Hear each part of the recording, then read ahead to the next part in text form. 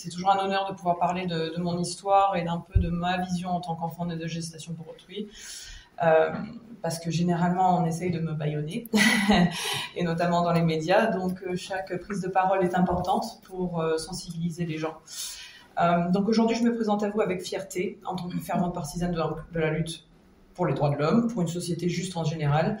Je suis une féministe aussi très fière qui souhaite lutter pour le droit des femmes et une grande défenseuse des droits des enfants dans ce monde qui est très très particulier dans lequel nous vivons à l'heure actuelle. Mais ce qui m'a amené ici, donc, pour parler devant vous tous, c'est mon histoire très particulière. Et ça, Caroline l'a dit très correctement. Je suis un pur produit de la gestation pour autrui. Je dis bien produit. Un pur produit qui lutte donc pour l'abolition de la gestation pour autrui aujourd'hui. Donc, je lutte pour cette abolition universelle depuis environ juin 2023 où j'ai pris la parole sur les réseaux sociaux. Donc ça fait pas si longtemps que ça, mais ça a décollé très vite. J'ai également rejoint, moi, la déclaration de Casablanca, donc, qui vise à l'abolition universelle de la pratique par l'utilisation d'un traité international. Donc on essaie de promouvoir un traité international pour abolir la pratique et je suis devenue leur porte-parole. Donc je pense qu'aujourd'hui, mes propos sont importants parce qu'aujourd'hui, on oublie trop souvent les personnes qui sont le plus touchées par la gestation pour autrui.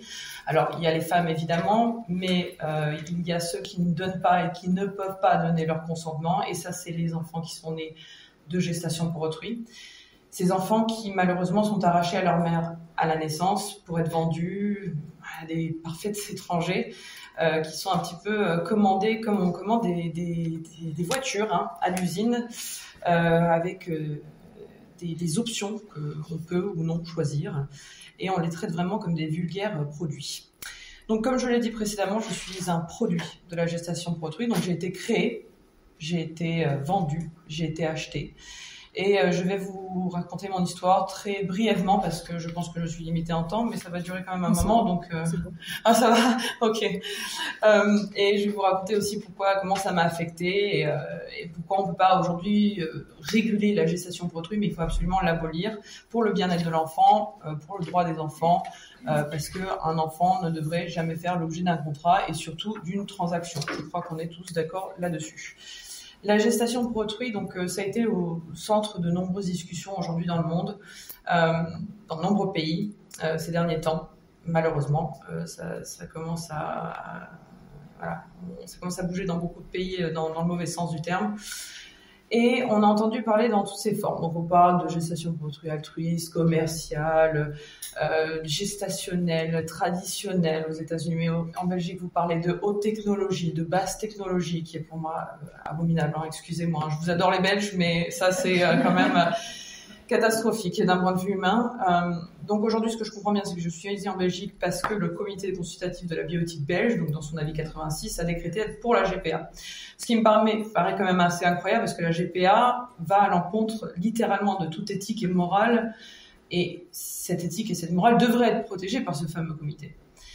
Et je suis abasourdie, consternée qu'aujourd'hui, il y a encore des gens en 2024 pour défendre la cession d'enfants et la location de femmes pour leurs utérus.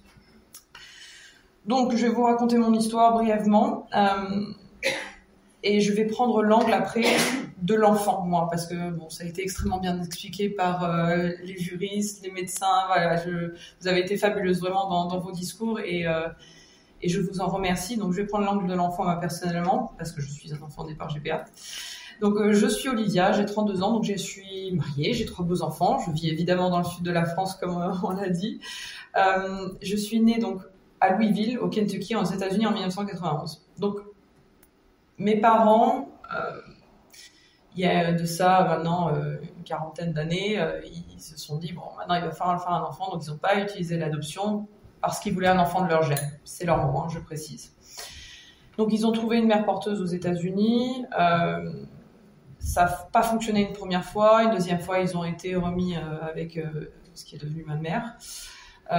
Et je suis née donc en 91 et j'ai grandi entre les États-Unis et la France, et toute ma vie c'est vrai qu'on m'a pas dit que j'étais née de GPA, on m'a omis cette information, mais c'est vrai qu'à l'intérieur de moi j'ai toujours su, j'ai toujours eu cette voilà, cette gêne à l'intérieur de moi. Je voyais que je rentrais pas vraiment dans le moule de ma famille, je ressemblais pas à ma mère, voilà, quelque chose clochait un petit peu, l'âge de ma mère aussi, parce qu'elle avait, quand je suis née, 49 ans, mon père en avait 38.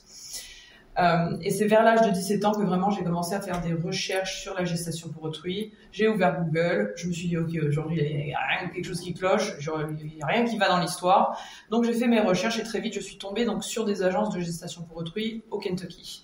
Et c'est là où dans ma tête tout ça s'est vraiment encliqué très vite.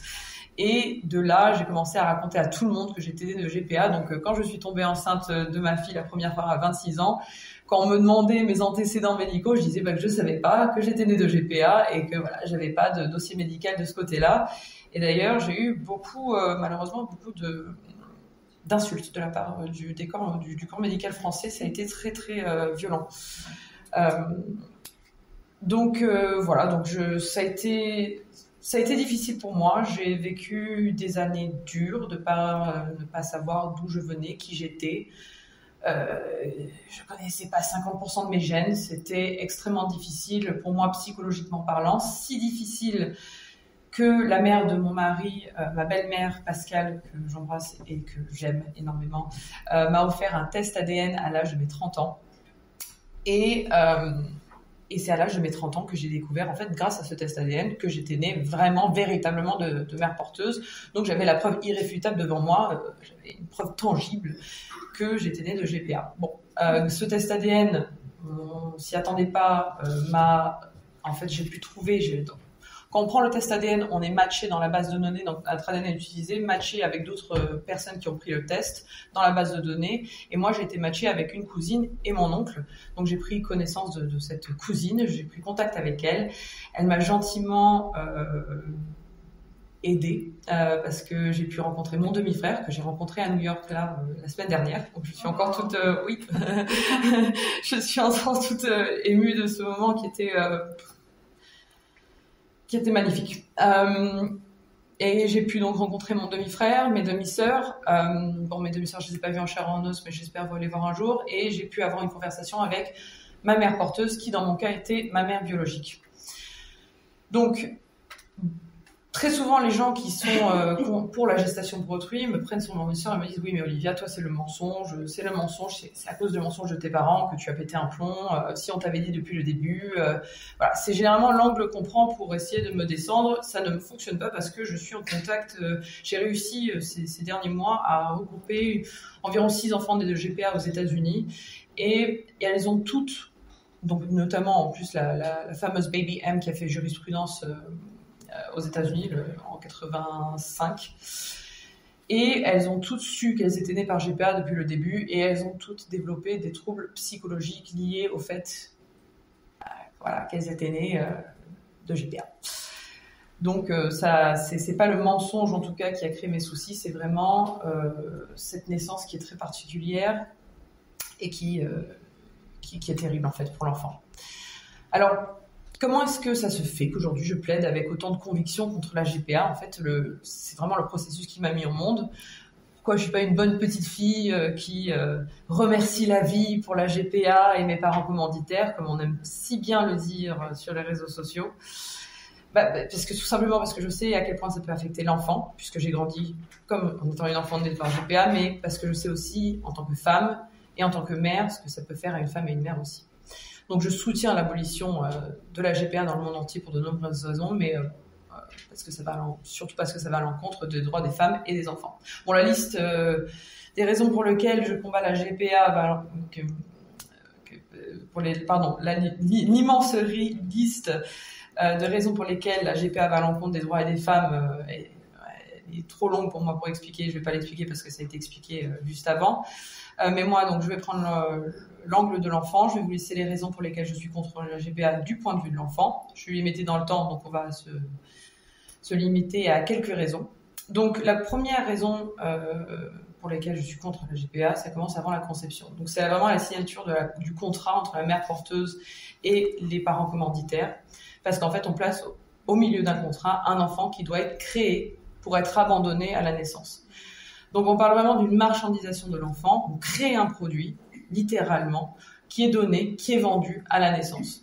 On met une étiquette de prix sur la tête d'un être humain. On va lui donner une valeur à cet enfant. Dans la GPA commerciale, le prix est assez bien connu parce qu'on peut référer au chèque qui est donné à la mère porteuse.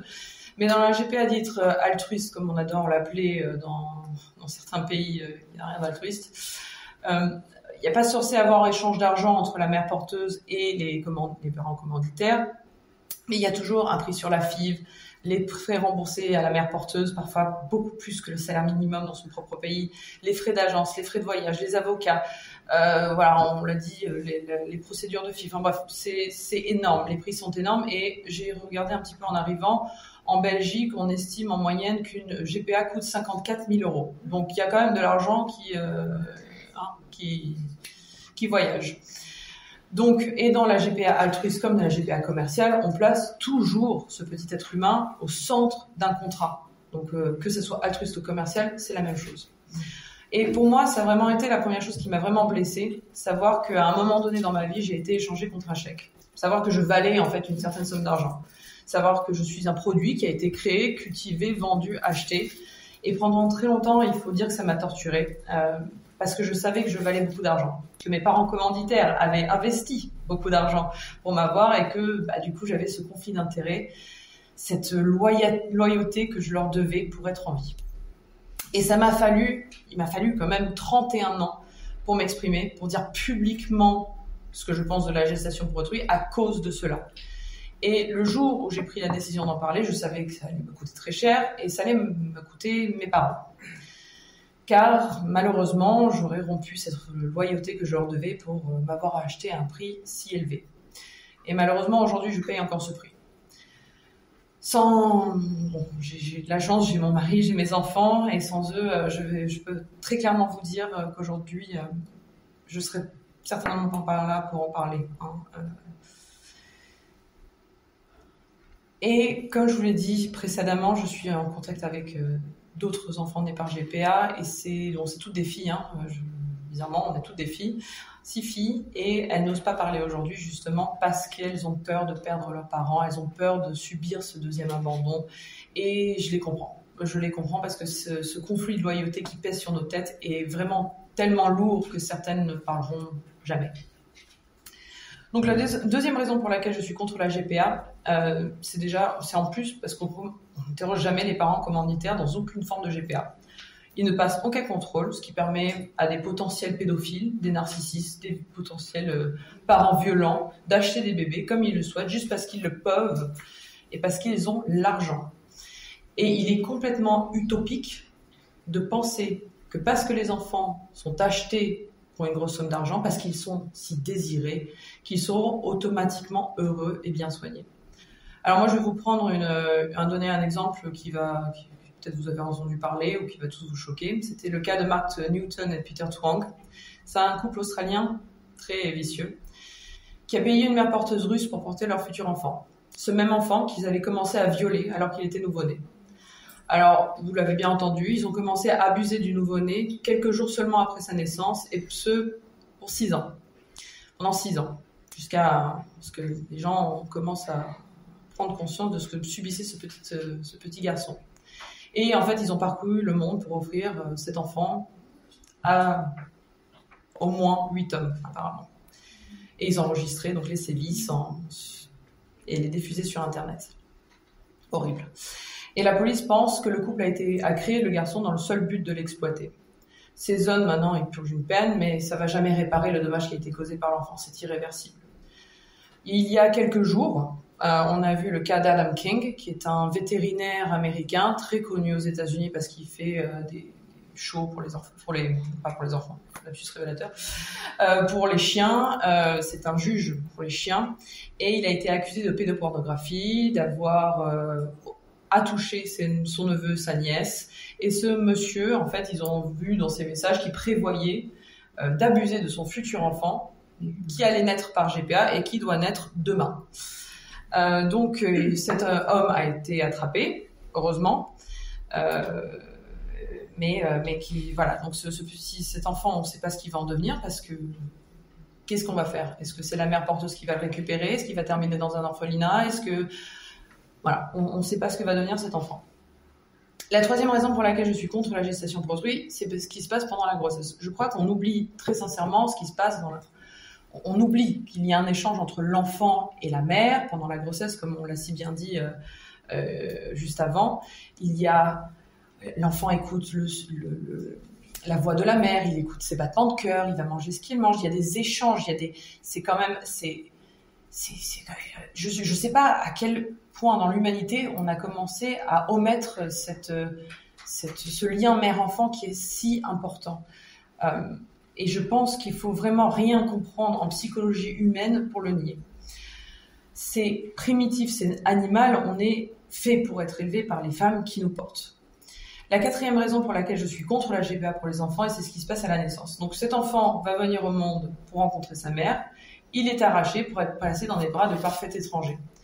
Alors, c'est des parfaits étrangers pour lui, qu'ils soient liés biologiquement ou non à cette femme qui le porte, il va rechercher à la naissance cette femme qui l'a porté.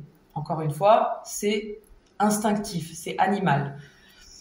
On va recréer délibérément la blessure primitive que ressentent les enfants adoptés pour satisfaire le besoin d'adultes de procréer. Donc on va infliger le syndrome de l'abandon à des enfants dans les premières secondes de leur vie pour le besoin égoïste de fonder une famille à tout prix. Et ces bébés vont ressentir un vide tout le long de leur vie, vide d'avoir perdu leur mère, et je peux vous dire par expérience personnelle que ce vide ne pourra jamais être comblé. Ne pas laisser un enfant avec sa mère à la naissance, ne pas laisser cet enfant en contact direct avec elle, pas le laisser la sentir, l'éprouver, l'arracher à sa mère, ce n'est pas dans l'intérêt supérieur de l'enfant. J'étais en train de lire quelque chose en arrivant, et c'est vrai, j'oublie parfois d'en parler, mais quand on parle de chiots et de chatons, on oblige les mères de ces chiots et de ces chatons d'être avec leurs petits pendant 2 mois. Sinon, on parle de maltraitance animale. Donc, on dit que c'est important pour ces chiots, ces chatons, d'être avec leur mère pendant 2 mois. Pourquoi est-ce que dans leur GPA, ça serait autrement ?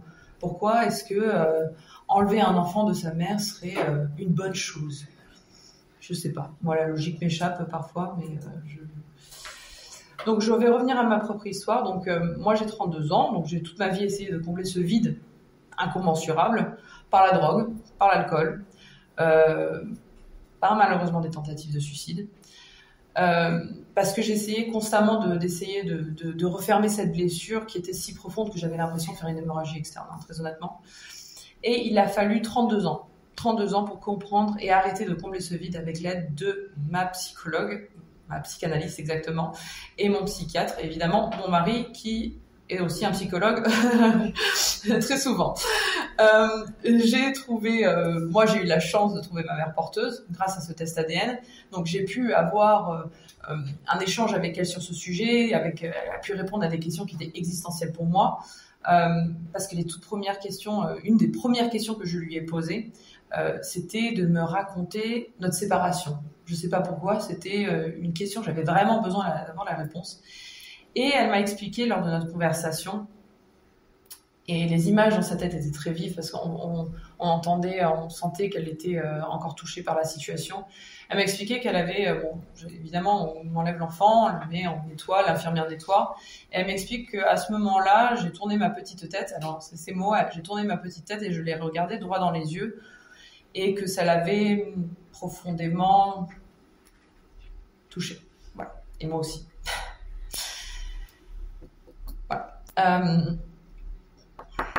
Des fois, c'est compliqué pour moi, je suis désolée, encore aujourd'hui. Donc, on sait très bien que moi, je cherchais ma mère, celle dans laquelle j'avais grandi pendant 9 mois. Et puis ensuite, on m'a mis dans les bras de ma mère commanditaire, donc ma mère d'adoption, peu importe comment vous l'appelez, qui s'est dit, qui a demandé à ma mère biologique, tenez, vous voulez porter l'enfant la petite fille Olivia pendant quelques instants. Et ma mère biologique a refusé parce que elle a dit d'elle-même que si elle le faisait, elle ne m'aurait jamais laissé partir. Mais des fois, c'est plus facile que d'autres. Je suis désolée.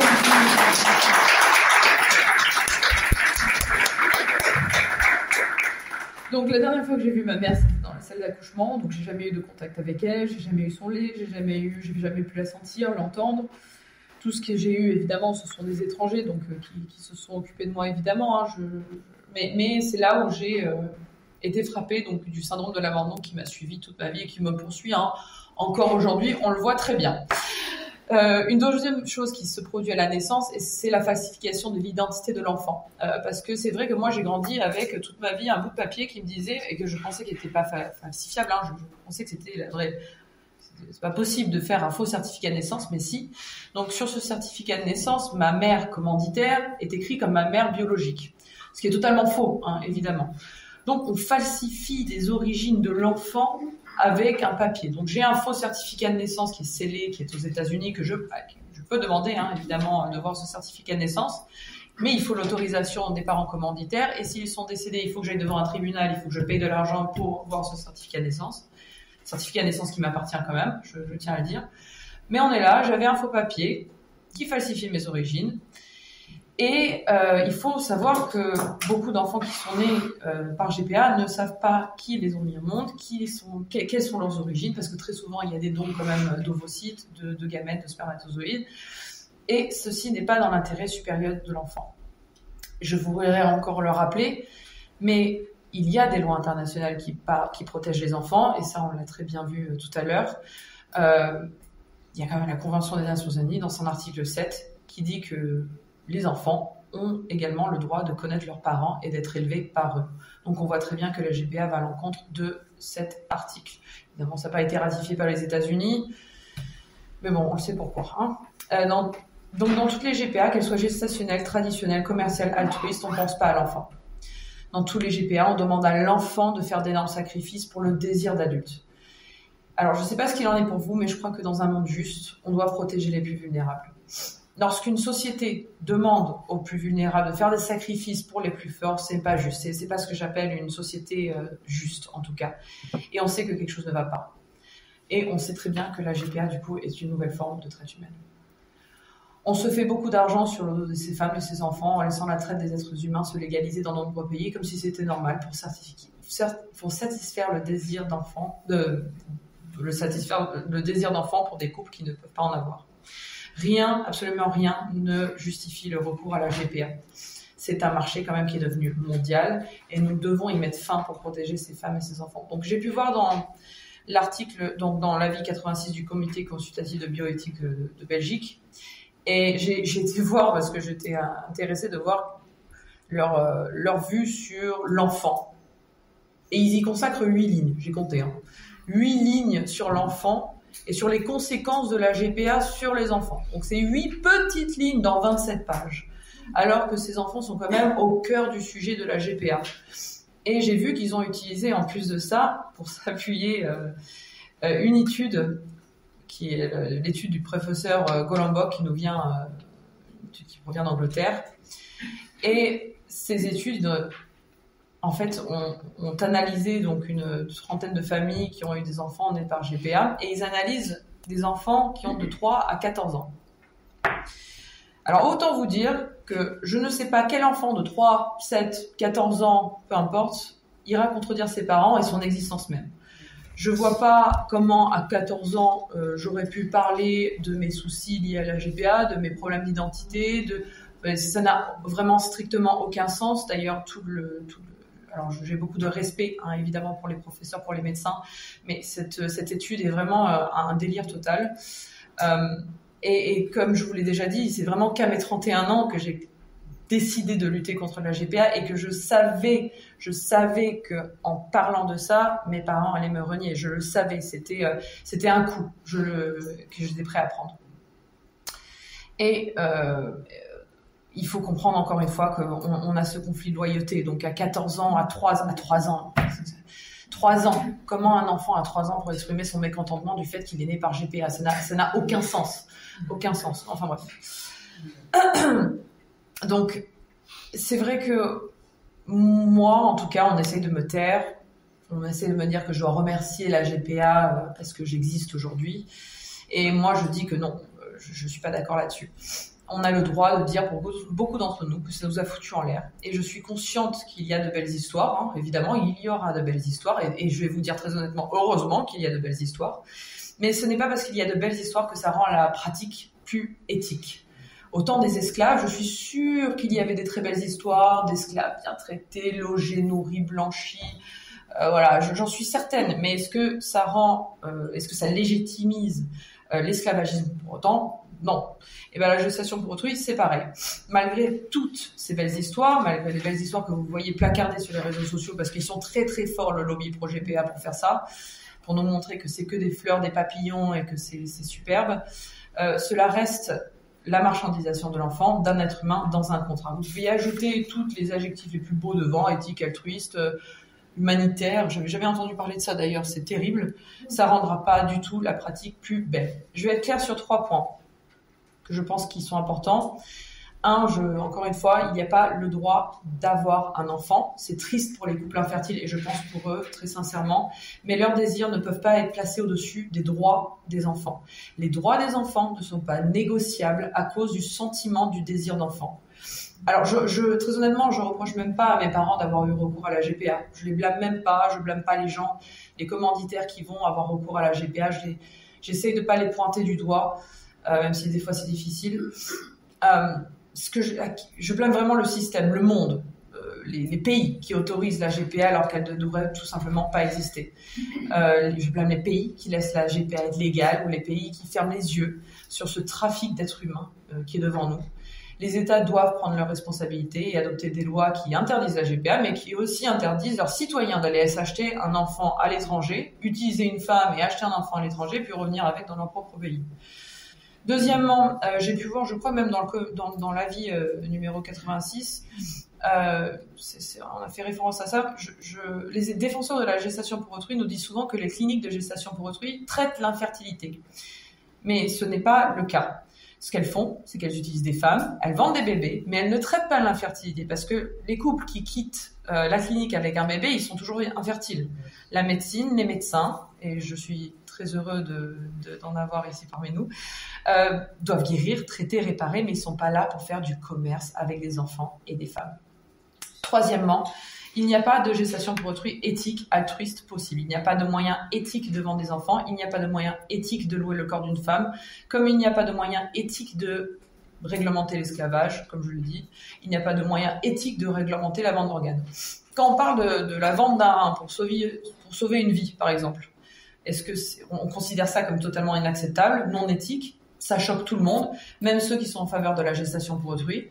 Cependant, quand on vend un petit être humain pour le bien, pour rendre un couple heureux, on trouve ça formidable, miraculeux, et tout d'un coup, voilà, on efface toute morale et vraiment la logique m'échappe.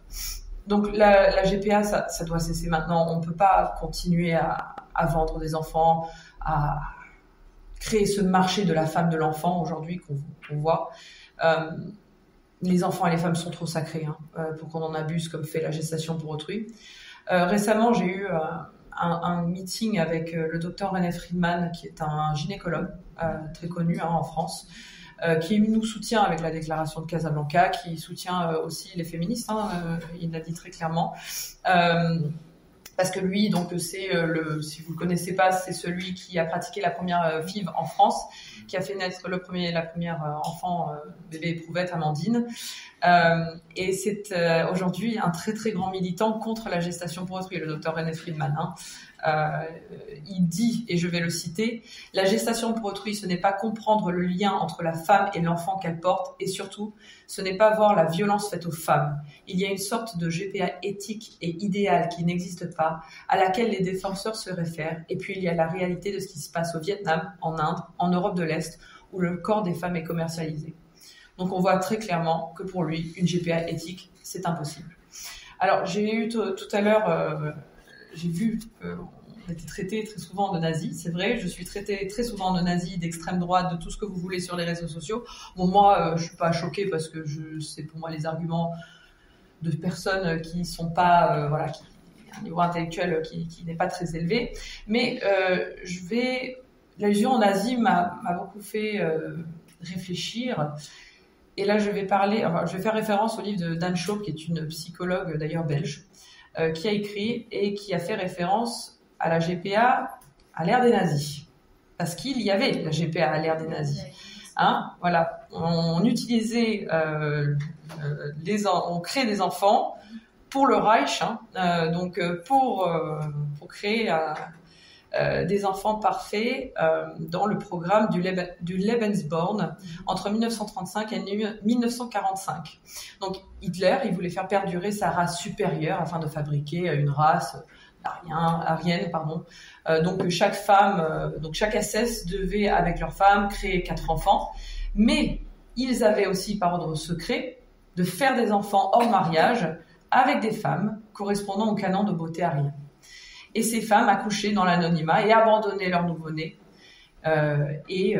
pour créer l'élite future. Donc on avait des pouponnières de nazis. Voilà, c'est terrible.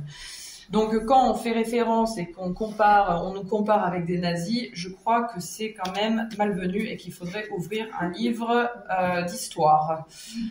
Bref, je terminerai en citant Renate Klein, qui est une féministe que j'aime énormément, qui combat la gestation pour autrui, qui dans son livre Surrogacy, a Human Rights Violation, dit quelque chose que je trouve parfait.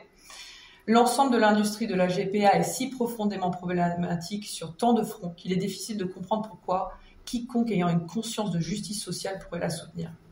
Donc aujourd'hui, il y a beaucoup d'argent qui est évidemment impliqué dans la gestation pour autrui, les agences, les avocats, les médecins, les cliniques de FIV, les compagnies pharmaceutiques. On parle d'un marché quand même mondial de 14 milliards, c'est pas des millions, c'est des milliards de dollars en 2022, qui est estimé atteindre 139 milliards de dollars en 2032. Que c'est pas un petit marché, hein. On sait que c'est quand même, là on est en train d'attaquer un géant. Quand on combat la gestation pour autrui comme on le fait sur les réseaux sociaux, je sais que je combat un géant, je sais que des femmes aussi fortes comme vous l'êtes, on va se prendre des pelles, hein. mais on doit continuer cette bataille parce que la réalité de la GPA elle est catastrophique. Et combattre la gestation pour autrui, ça en vaut la peine. On se doit en tant que société de protéger les plus vulnérables. Et je pense que je l'ai bien démontré que dans la gestation pour autrui, peu importe le nom qu'on lui donne, ça ne protégera jamais assez nos enfants et nos femmes. Voilà.